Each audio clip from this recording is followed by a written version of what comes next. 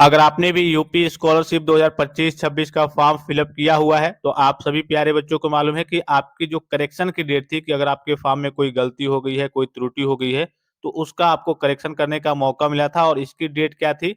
10 फरवरी 2026 से लेकर के 13 फरवरी 2026 तक।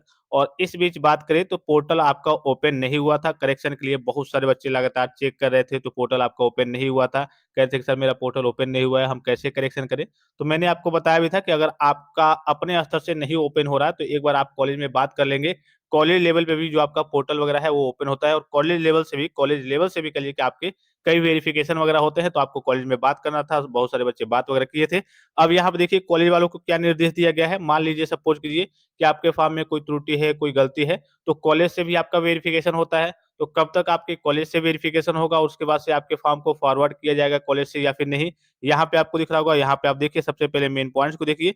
यहाँ पे आपको दिख रहा होगा कि फरवरी 2026 का संदर्भ ग्रहण करने का कष्ट करें, जिसके द्वारा अवगत कराया गया है कि दिनांक 13 फरवरी 2026 को राज्य एनआईसी नेशनल इन्फॉर्मेशन सेंटर द्वारा लखनऊ द्वारा अन्य दशमोत्तर योजना अंतर्गत संदेहास्पद डाटा संशोधन हेतु संबंधित शिक्षण संस्थानों की लॉगिन पर प्रदर्शित कर दिया गया है। यानी कि डिटेल्स डेटा को क्या कर दिया गया है, प्रदर्शित कर दिया गया है इंस्टीट्यूट लॉगिन में, अर्थात आपके कॉलेज में। ठीक है।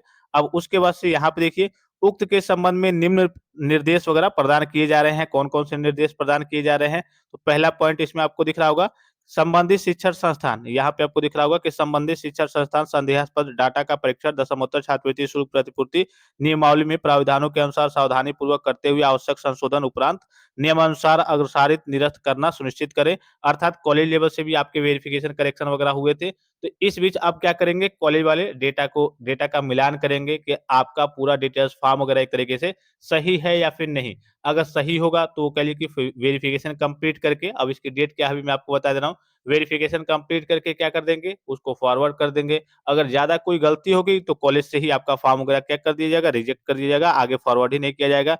दूसरा पॉइंट देखिए इसमें कि संबंधित शिक्षण संस्थान संदेहास्पद डेटा में जिन छात्रों का डेटा परीक्षा परिणाम के कारण संदेहास्पद श्रेणी में है, उनको अग्रसारित करते समय यह अनिवार्य रूप से सुनिश्चित किया जाए कि उनका परीक्षा परिणाम घोषित हो चुका है तथा आवेदन पत्र में भरे गए अंकों का भली-भांति कह लीजिए कि मिलान कर लिया गया है। इसमें किसी भी प्रकार की लापरवाही अक्षम्य होगी। अर्थात कहने का मतलब है कि अगर आपका मान लीजिए जब आपने फॉर्म फिलअप किया था, आपका सेमेस्टर वाइज़ एग्ज़ाम वगैरह होता है, तो एक सेमेस्टर का रिजल्ट आया था, दूसरे का नहीं आया था, या फिर आपके गत वर्ष के प्राप्तांक, पूर्णांक वगैरह सही तरीके से फिलअप नहीं किए गए थे, तो उसका अब क्या कर लेना है, रिजल्ट के चलते अगर रुका हुआ था, तो उसका मिलान कर लेना है कॉलेज वालों को गत वर्ष के प्राप्तांक, पूर्णांक, क्योंकि विभाग ये देखता है कि हाँ, बच्चा फेल है या फिर पास है, बच्चे की बैक तो नहीं लगी है, बच्चे का कितना परसेंटेज वगैरह आया है। इन सारी चीज़ों का साथ कहने का मतलब है कि गत वर्ष के प्राप्तांक, पूर्णांक, पिछली बार आपने परीक्षा में कितने नंबर पाया था, इन डिटेल्स को सही तरीके से फिलअप करके और फिर क्या करना है, फॉर्म को फॉरवर्ड करना है, आगे की ओर फॉरवर्ड करना है। फिर इसमें तीसरा पॉइंट आपको देखने को मिल रहा होगा, तीसरा पॉइंट देखिए, तीसरा पॉइंट दिख रहा होगा कि किसी भी स्थिति में डेटा को लंबित यानी कि पेंडिंग ना रखा जाए। पेंडिंग का मतलब क्या हुआ? मान लीजिए सपोज़ कीजिए कि आपका करेक्शन हुआ, आपने आप अब चूँकि अपने स्तर से आपको तो मौका मिला नहीं था। मान लीजिए कॉलेज लेवल से आपका फॉर्म वगैरह करेक्शन हुआ, जो भी डिटेल्स वगैरह गलत वगैरह थे उसको सही किया गया और भी जो भी काम वगैरह थे वेरिफिकेशन के काम वगैरह वो काम किए गए, ठीक है? और आपका फॉर्म कॉलेज लेवल पे ही रख दिया गया, फॉरवर्ड नहीं किया गया, ठीक है? तो ऐसा नहीं करना है, मतलब विभाग कह रहा है कि ऐसा नहीं करना है आपको। बच्चों की स्थिति क्लियर कर देनी है। अगर फॉर्म में कोई ज़्यादा गलती होगी तो आप क्या कर देंगे, कॉलेज से ही रिजेक्ट कर देंगे। अगर फॉर्म में कोई गलती नहीं होगी तो आप क्या कर देंगे, कॉलेज से फॉरवर्ड कर देंगे। आपको पेंडिंग नहीं रखना है कॉलेज में कि हाँ, फॉर्म बच्चे का पेंडिंग पड़ा हुआ है। ये काम के लिए कि कॉलेज वालों को नहीं करना है। डेट से पहले, अभी डेट मैं आपको बता दे रहा हूँ, डेट से पहले क्या कर देना है, फॉरवर्ड कर देना है। तो तीसरा पॉइंट में वही कहा जा रहा है कि किसी भी स्थिति में डेटा लंबित ना रखा जाए। उक्त कार्रवाई में किसी प्रकार की शिथिलता यानी कि लापरवाही, विलंब अथवा लापरवाही पाए जाने पर संबंधित शिक्षा संस्थान के प्राचार्य, प्रधानाचार्य, नोडल अधिकारी के व्यक्तिगत जवाबदेही निर्धारित की जाएगी, अर्थात उन पे कार्रवाई की जाएगी। तो इसमें किसी प्रकार की कोई लापरवाही प्रधानाचार्य या फिर जो भी आपके नोडल ऑफिसर होंगे, जो छात्रवृत्ति की देख-रेख करते होंगे, फॉर्म वगैरह जमा करते होंगे, उनकी ओर से कोई लापरवाही नहीं होनी चाहिए।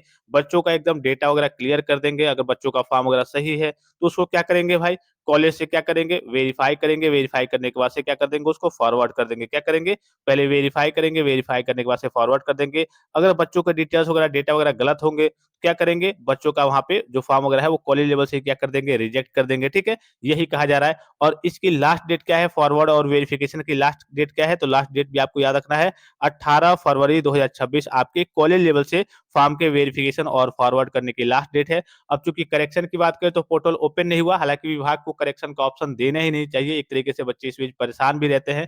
भाई करेक्शन का मतलब क्या होता है कि अगर आपके फॉर्म में किसी भी प्रकार की गलती हो गई है, कोई त्रुटि है, तो उसका आपको सुधार करने का मौका मिलता है। ये करेक्शन केवल नाम के लिए देते हैं, करेक्शन में पोर्टल ओपन नहीं होता है, बच्चे अलग से परेशान रहते हैं। तो इनको करेक्शन का मौका देना ही नहीं चाहिए, डेट देना ही नहीं चाहिए। जब डेट नहीं रहेगी तो बच्चे चिंतित नहीं रहेंगे, कहेंगे चलो फॉर्म गलत हो गया तो गलत हो गया, कोई टेंशन तो नहीं रहेगी। लेकिन करेक्शन की डेट देते हैं, कहते हैं कि हाँ 10 से लेकर के 13 के बीच में, इस डेट से लेकर के इस डेट के बीच में आपका करेक्शन का पोर्टल ओपन होगा। बच्चे बार-बार ट्राई करते हैं, करेक्शन का पोर्टल भी ओपन नहीं होता है, कोई काम भी नहीं होता है, ठीक है? और करेक्शन का पोर्टल जिनका ओपन होता भी है, तो लिमिटेड चीज़ें, भाई करेक्शन का मतलब क्या हुआ कि जो भी गलती हो गई है उसको सुधार कर लें। तो ये लिमिटेड चीज़ों का सुधार करने का मौका देते हैं, वो भी गत वर्ष के प्राप्तांक, पूर्णांक और फिर आपके कह लीजिए कि फीस की डिटेल्स वगैरह, बस बेसिक-बेसिक दी 3-4 ऑप्शंस ही देते हैं। तो फिर इससे मतलब क्या है, तो करेक्शन का इनको ऑप्शन ही हटा देना चाहिए कि भाई हम करेक्शन का ऑप्शन देंगे नहीं। जब देंगे नहीं तो बच्चे परेशान नहीं रहेंगे। पहली बार जब फॉर्म को फिलअप करेंगे तो सही तरीके से, सटीक तरीके से, सावधानी तरीके से फिलअप करेंगे। अब ये करेक्शन का ऑप्शन भी देते हैं, बच्चों को परेशान भी करते हैं और इस बीच कुछ होता भी नहीं है, ठीक है? तो बहरहाल सीधे कहने का मतलब है, अब चलिए जो हो गया सो हो गया। अभी फिलहाल में आपको क्या करना है, जो भी आपके फॉर्म में कोई त्रुटि, किसी भी प्रकार की गलती आपको दिख रही होगी, आपको मालूम होगा, तो एक बार आप अपने कॉलेज में कॉन्टैक्ट कर लेंगे। 18 फरवरी 2026 से पहले एक बार आप अपने कॉलेज से कॉन्टैक्ट कर लेंगे। हो सकता है कि कॉलेज से कुछ अप्रूवल, कुछ वेरिफिकेशन के काम वगैरह हो रहे हैं, तो वहाँ से आपका काम वगैरह हो जाए, ठीक है? आई होप कि वीडियो आपको काफ़ी ज़्यादा हेल्पफुल और इन्फॉर्मेटिव लगा होगा। और किसी प्रकार का संदेह हो, कोई भी जानकारी चाहिए, कोई भी चीज़ आप पूछना चाहते हैं, तो आप कमेंट बॉक्स में कमेंट करके पूछ सकते हैं। फिलहाल इस वीडियो में इतना ही, इजाज़त दीजिए। धन्यवाद। Thanks for watching. मिलते हैं नेक्स्ट वीडियो में।